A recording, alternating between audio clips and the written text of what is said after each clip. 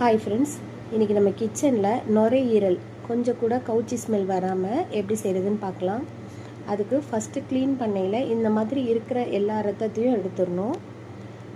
ஒரு பீஸையும் ப்ரெஸ் பண்ணி பார்த்தா அதிலேருந்து கொஞ்சம் கொஞ்சம் ரத்தம் வரும். அதை எல்லா பீஸையும் ஒன்று ஒன்றா எடுத்து ப்ரெஸ் பண்ணி வாஷ் பண்ணி எடுத்துக்கணும்.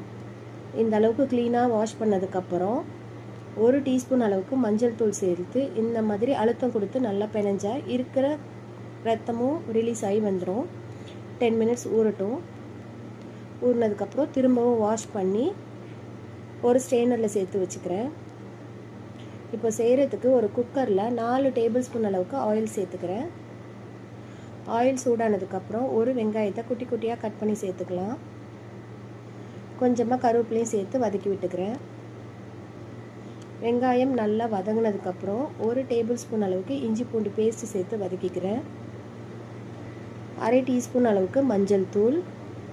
நான் இந்த சின்ன டீஸ்பூனில் தான் எல்லா பவுடரும் சேர்க்க போகிறேன்.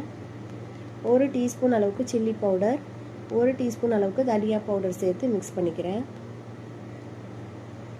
இந்த ஸ்டேஜில் ஒரு தக்காளி, 1/2 டேபிள் ஸ்பூன் அளவுக்கு கல்லுப்பு இது எல்லாத்தையும் சேர்த்து நல்லா கிளறி விட்டுக்கலாம்.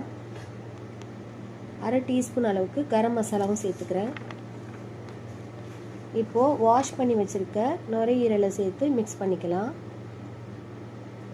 நுரையீரல் இந்த அளவுக்கு கலர் மாதிரி வரணும். வந்ததுக்கப்புறம் 1/2 கிளாஸ் அளவுக்கு தண்ணி சேர்த்து குக்கரில் 6 விசில் வச்சு எடுத்துக்கிறேன். ப்ரெஷர்லாம் ரிலீஸ் ஆனதுக்கப்புறம் ஓப்பன் பண்ணி பார்க்குறேன். நம்ம சேர்த்த தண்ணி கரெக்டாக இருந்துச்சு. அதில் 1/2 டீஸ்பூன் அளவுக்கு ஜீரா பவுடர், 1 டீஸ்பூன் அளவுக்கு பெப்பர் பவுடர் சேர்த்து இருக்கிற தண்ணியெல்லாம் ட்ரை பண்ணி எடுத்துக்கலாம். தண்ணியெல்லாம் நல்லா ட்ரை ஆகி எண்ணெய் இந்த அளவுக்கு வந்ததுக்கப்புறம் 1/2 டேபிள் ஸ்பூன் அளவுக்கு பெப்பர் பவுடர் சேர்த்துக்கலாம். இப்போது நம்மளோட நுரையீரல் ரெடி ஆயிடுச்சு. சாப்பிட்டு என்ஜாய் பண்ணலாம். இந்த வீடியோ பிடிச்சிருந்தா லைக் பண்ணுங்கள், ஷேர் பண்ணுங்கள், மறக்காமல் சப்ஸ்கிரைப் பண்ணுங்கள்.